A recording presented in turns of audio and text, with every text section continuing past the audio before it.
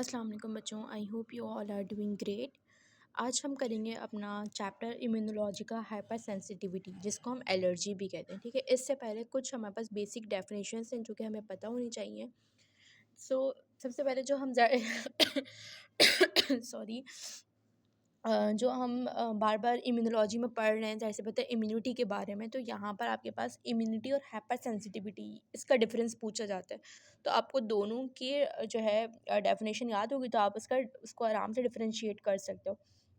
Immunity basically क्या है, एक प्रोटेक्टिव रिस्पॉन्स है बॉडी का to fight against microorganisms. ठीक है, इम्यूनिटी आपके पास ये डेफिनेशन हो गई। हाइपर सेंसिटिविटी की जो रिएक्शंस हैं वो एक एग्जैजरेटेड और इनएप्रोप्रिएट इम्यून रिस्पॉन्सेज होते हैं टू बिनाइन एंटीजेंस, मतलब ऐसे एंटीजेंस जो कि बिनाइन हो। ठीक है, और हाइपर सेंसिटिविटी हमेशा एक्सटर्नल स्टिमुलाई की वजह से होती है, मतलब कोई बाहर से एंटीजन आया तो उसकी वजह से आपके पास जो बॉडी अपना प्रोटेक्टिव मैकेनिज्म शो करेगी, उसको हम कहते हैं हाइपर सेंसिटिविटी।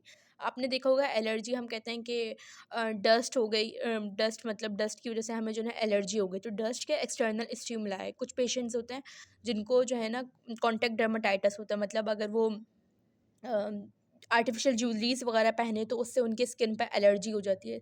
तो बेसिकली एलर्जी या हाइपर सेंसिटिविटी क्या है, हमेशा एक्सटर्नल स्टिमुलाई की वजह से होगी।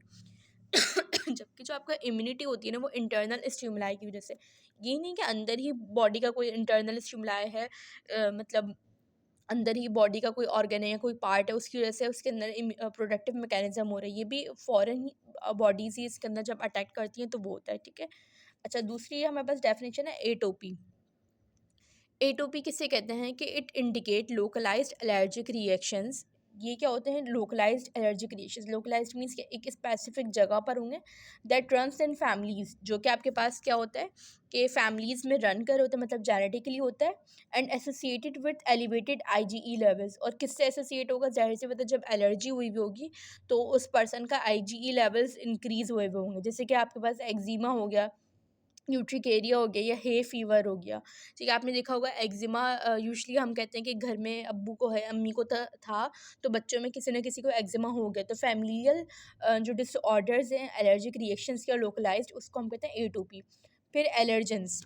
ठीक है, अब आप यहाँ पे बार बार पढ़ोगे, जाहिर सी बात है किसी भी एलर्जी किस वजह से हो रही है, किसी एलर्जन की वजह से हो रही है। तो एलर्जन हम किसे कहते हैं कि ऐसे सब्सटेंस जो कि पेनिट्रेट करें म्यूकस मेम्ब्रेन को in small doses leading to stimulation of the Th2 responses।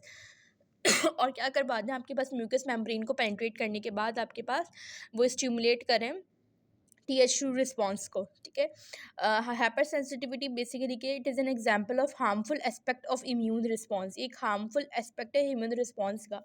अब किस तरीके से एक हार्मफुल एस्पेक्ट है, आप अगर देखें तो पेशेंट जो है पॉलन ग्रेन से उसका बहुत ज़्यादा कांटेक्ट हो रहा है, परफ्यूम से, मतलब कोई भी ऐसी चीज़ें जिससे उसको क्या हो रहा हो, फीवर सॉरी फ्लू हो रहा हो। ठीक है, या एस्थमा हो रहा हो। अब वो बॉडी तो अपना एक प्रोटेक्टिव मैकेनिज्म शो कर रही है, लेकिन कैसा हुआ, वो एक हार्मफुल एस्पेक्ट हो गया मैकेनिज्म का। ठीक है, एलर्जी हो रही है, वो म्यूकस मेम्ब्रेन के ऊपर कोई भी एलर्जन उसका पेनिट्रेट कर रहा था, तो बॉडी ने अपना एक प्रोटेक्टिव मैकेनिज्म दिखाया एलर्जी की शक्ल में, लेकिन वो एलर्जी क्या हो गई, हमारे लिए कोई फ़ायदेमंद नहीं हुई बल्कि एक हार्मफुल उसमें चले गई। ठीक है, तो जो हाइपर सेंसिटिविटी रिएक्शंस होते हैं, यहाँ पे लिखा हुआ है कि एक्सटर्नल स्टिमुलाई मतलब एंटीजेंस की वजह से होते हैं। ये ऑटो इम्यून रिएक्शंस, ये जो इम्यून रिएक्शंस होते हैं। सॉरी बच्चों, मेरा गला ख़राब है, मैं कोशिश कर रही हूँ कि आज आप लोगों का सिलेबस कंप्लीट हो जाए, तो बार बार वो होगी, so ये डिस्टर्बेंस, तो बस जो है उसके लिए थोड़ा माजरत। अच्छा, इंटरनल स्टिमुलाई भी एंटीजेंस का ही होगा। The term allergy is often equated with hypersensitivity. IG levels जब बड़े हुए होंगे उसको हम कहते हैं एलर्जी। ठीक है, अब आपके पास यहाँ पे आपने ये पढ़ने हैं, ये चार्ट आपका बहुत इंपॉर्टेंट है। यहाँ पे आपको नज़र भी आ रहा है मैंने वाइवा लिखा हुआ है, क्यों लिखा हुआ है कि ये वाइवा में आया हुआ था। इसमें क्या है, टेबल में आपको बहुत अच्छे से सारी चीज़ें समझ आ जाएंगी।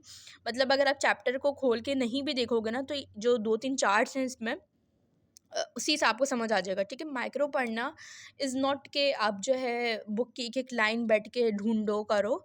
हाँ, अपना एक माइंड में कॉन्सेप्ट बनाओ और जितने भी चार्ट्स बने हुए उससे कोशिश करो कि याद करने की। ठीक है, तो आपके पास जो हाइपर सेंसिटिविटी है ना, वो 4 टाइप्स की होती है, टाइप 1, 2, 3 एंड 4।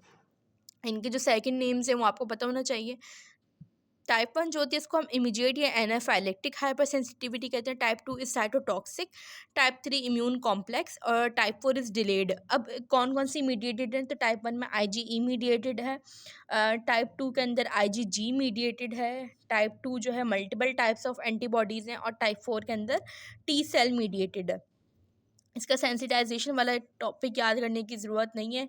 क्या होता है इसका इम्यूनोलॉजिकल रिएक्शन, मतलब किस तरीके से होता है ये पूरा प्रोसेस, तो ये जब हम पढ़ लेंगे ना, मतलब मैं आपको डिटेल में जब सारा समझा दूँगी तो आप लोगों को खुद ही ये चीज़ याद आ जाएगी और समझ आ जाएगी, ठीक है।